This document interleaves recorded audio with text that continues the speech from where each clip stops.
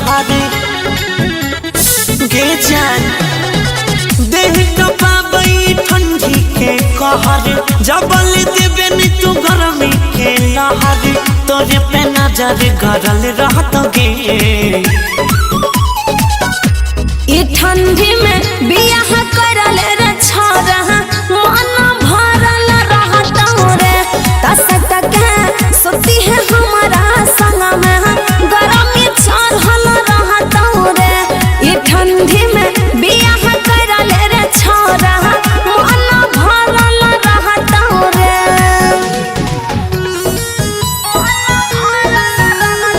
Ganpati recording studio Bhawanipur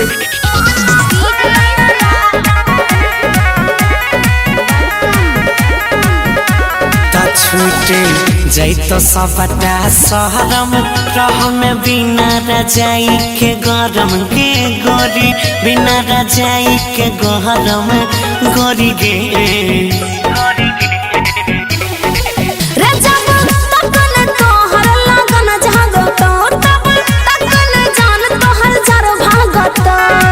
जिद पे छड़ाई अरला रहत गे ई ठंडी में बियाह करल रे छोरा मन भरल रहत रे तसत के सुती है हमारा संग में गरमी चढ़ल रहत रे ई ठंडी में बियाह करल रे छोरा मन भरल रहत रे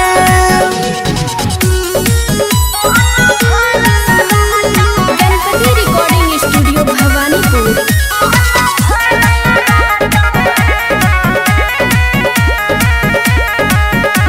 गे जखनी लगेबो प्यार के भाभूति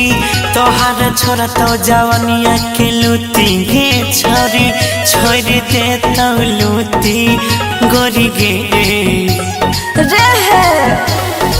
हमारा हिटर में तू फंस जाइबे रे मालिक राकेश तू झूलस जाइबे रे गौरविया जई जरल रहत गे ई ठंडी में बियाह करल रे छोरा मन भरल रहत रे तसत